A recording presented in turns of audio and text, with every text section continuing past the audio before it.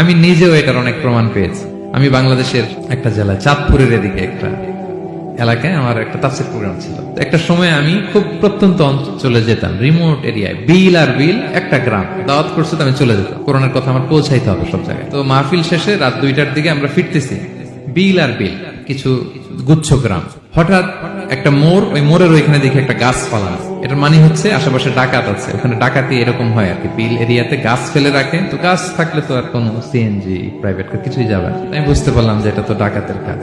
আমি সূরা ইয়াসিন তেলাওয়াত শুরু করে দিলাম। বিপদে বলে সূরা ইয়াসিনের প্রথম 9 আয়াত, কয় আয়াত?